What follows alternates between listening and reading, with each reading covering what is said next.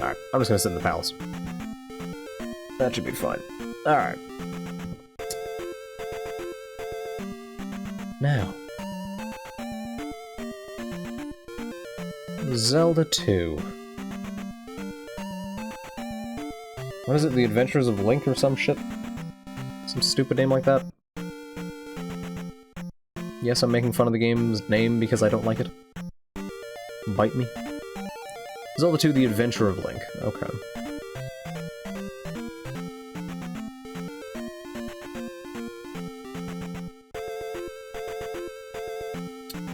The world. It somehow feels smaller. I mean, it probably is smaller than the original's world. And, like, traversing it feels so much more boring and slow. It's amazing how they've done it. And, like, there's some okay shortcuts between it all. Like, there's the shortcut down to Spectacle Rock, if you need it, which... I wish I knew about that. That'd have been nice. But there's also just, like, enough problems with the world that I don't think I could ever reliably say that I like it. For example, one of the items you get are fucking water walking boots. They don't let you walk on all the water. You can walk on a bit of water right outside the temple, you get the boots. You can walk on some water to get to a temple. That's it. I don't think there's any other water in the game you can walk on. And that fucking upsets me. And I realize that you can't have true water walking boots that let you just walk anywhere, because then you have to have some way to gate off content. But make deep water. Make it visually clear where you can go. But then you run into the problem of having a heart container hidden out in the ocean. How do you have that without making it obvious? And I don't know the answer to that. But yeah, then... I don't know, it's... the trap tiles, the secret tiles, some of those secrets are decently understandable, like, aw man, there's a tree. Just out in the middle of nowhere. I'm gonna go to it. That's a secret, cool. But the ones where it's just this one tile in the middle of a field has a heart container in it, fuck off. Fuck right off. No. Eat my dick. We're reaching, like, Doom Megawad levels of confusing secrets. I don't need that shit. And just the fact that if you get a game over, you get sent back to the very start and you have to re-walk through all the bullshit. And the game is not very forgiving with lives. It does not give out many. 4 out of 10. I fucking hate the world. Don't like it. There's a world. It's there. It's big. It's got stuff in it. There's things to do. Don't much care for it. Story-wise, I do think the game is decently interesting, because it's one of the few Zelda games that doesn't have Ganon. Because the point is, if Link dies and fails, then Ganon returns. So the main villain ends up being Dark Link? Somehow? I didn't fully understand that. But, like, you know, Zelda's trapped in a deep sleep by Ganon. Link has to go save her by putting crystals back. Or putting crystals in holes. For some strange reason. I thought the point was that we were gathering crystals. We were not.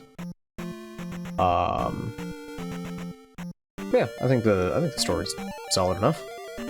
I don't remember what I just gave the original, but, you know. I think the story, what little there is, might be one of the high points of the game, which is not saying much. Character-wise, it's a fucking NES game. You've got the villagers who are like, I'll help you, I'm thirsty, get me some water from the fountain 10 feet away. I lost a mirror, it's in one of the buildings. Like, these aren't characters. They're interactables. They don't really exist. Link is hardly a character. The enemies hardly characters. The bosses are borderline scaled up versions of existing enemies. So, the characters are fairly weak sauce. It's more... I think the story works in hindsight looking back on it, because it's like, oh, we've got Link, we've got Zelda, we've got Ganon, the threat of him returning, we've got Dark Link. All these things that became series staples.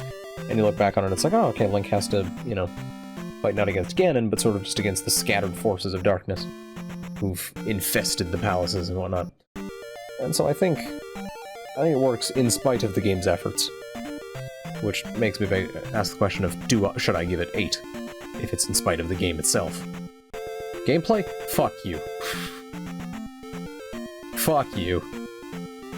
Castlevania works because it's so very precise. It's so very tuned.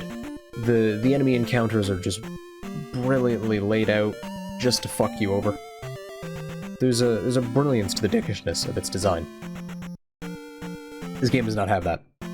This game has enemies who will just whip their shield around at a moment's fucking notice. The final boss is literally just, I'm going to be blocking everywhere. Good fucking luck hitting me. You can't do it. It's impossible. Or you can sit in a corner and just poke his shins. And for some reason that fucking works. I guess because he tries to jump over you?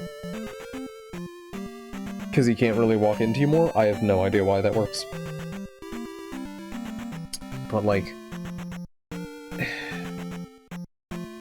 even just the hitboxes are jank. Because I swear Link's sword hitbox hits higher than the actual visual of it. And so... or at least when jumping. And so you have to do it, like, weirdly late, but the cancel doesn't work. Like, Castlevania cancels work because the swords are usually long enough. Like, you're not going to be doing it with a fist weapon. The fist weapons are fast enough to where you can usually just run up and boop, and then dash back. Link is basically working with a Castlevania dagger, but he's designed as though he's using a great sword. And that doesn't work. Like, even whipping in Castlevania, you have, you know, enough range on the whip to where you can jump and sort of fall with the hitbox. And it ends up working out. Link doesn't have that at all. The best thing Link has going for him is downward stab. And downward stab kind of fucking carries, but even then, a lot of enemies, as was shown multiple times, just stand there. And just somehow block high and stab high whilst you're bouncing on their head. Because, you know, like, my phone is protecting the top of my head right now. What? Like, everything feels so jank and weird that it does not work. I don't much care for it. And, like, the amount of grind that you would have to genuinely do in order to hit max level, or at least hit a decent level early on, horrifies me. And if you want to get extra lives late in the game, outside of looking for secrets, of which I think there's maybe 3 secret lives throughout the game. Let me do a quick number count on that, just to see. Overworld map. I think there might have been 1 or 2 in some of the dungeons. But, like, what? There's one over by Maduro Palace. There's nothing down there. There's one over by the King's Tomb. There's one over by the maze. There's nothing in the maze. Yeah, no, that is about 3 or 4... No, okay, there's one over by the lake by the 3-Eye Rock Palace. Yeah, so there's like 4. But that is 3 lives that you start with up to 8 things of health, and then your leveled health stat. Plus 4 extra lives. You can only get those lives once, I think. Maybe if you save and quit and then reload. they respawn. I don't know how it works. But... And then once you hit max level, you can get 9,000 experience to get an extra life. Enemies were giving at most like 200, and that was for the fairly intense enemies. So if you want to have a decent number of lives to have a solid go at something, if you're playing on actual hardware, you are going to have a rough time with this. Like, it is going to take you fucking ages. The music, there's some good songs there. There's that one song that's in Melee. And like, you know, this is a little tune. It's not bad. But I don't know if any of it's as iconic. Like, maybe it is. Maybe there were songs in there that I was listening to and I didn't recognize them, but that's because it's a NES version. Maybe these songs have all been brought forward and redone and just been masterfully remade. Who knows? But like, you know, music in this is alright. I like it. It's good. Nice little chiptune type kind of stuff. Length. Fuck you. This thing is terribly paced. Terribly paced, terribly organized. I feel like they tried to make the same kind of thing with the original, where it's like, oh, you can explore and you can find things, but so many of the things that you find are such fucking horseshit. Like, when the solutions to your puzzles for, like, getting, like, go to the desert cave, get the trophy, bring it back to me, I'll teach you some shit. Oh, bring me some water from down the street. Huh? What else was there? Bring me the water of life because my daughter's sick. It's inside a cave off in the middle of nowhere. No way to fucking possibly know that that's there. Like, it's exploring without knowing that you have a goal. It's just aimless wandering at that point. And it is fucking insane to me. You know, the original, you'd get little hints from the old man, and it's like, oh, there's a thing in Death Mountain, and you're like, oh, okay, I can kind of figure out what Death Mountain is.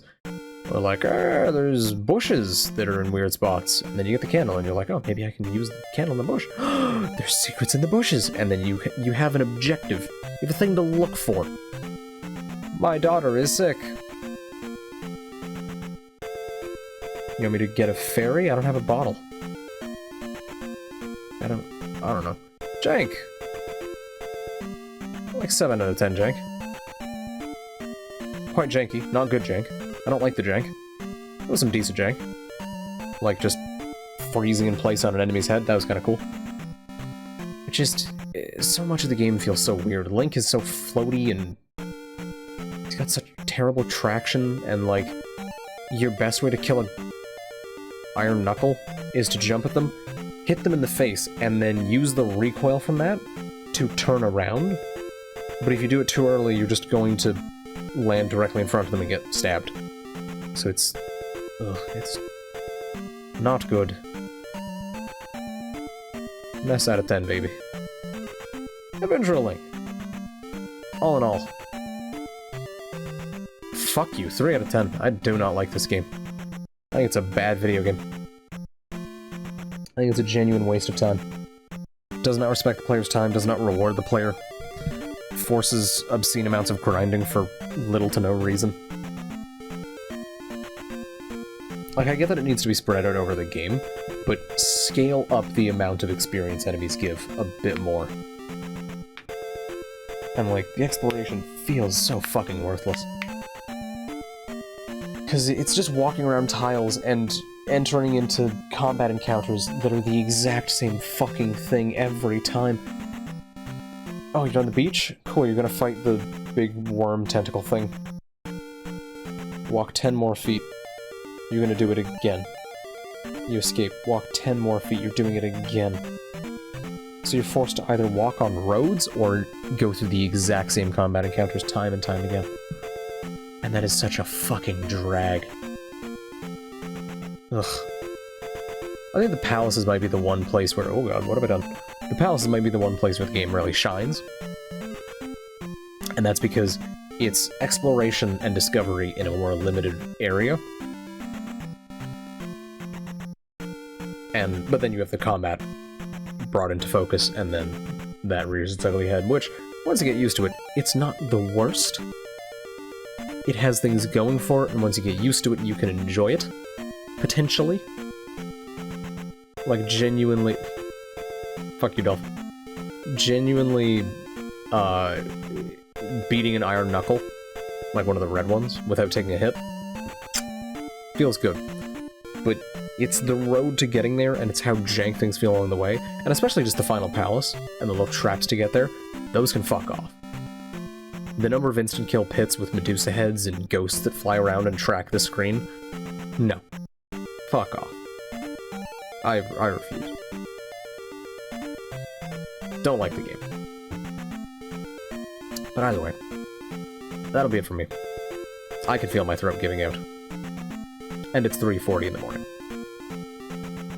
I need sleep. That'll be it for the stream. Thank you to everyone who stopped by. Have a good one. And I will see you next time. Bye-bye.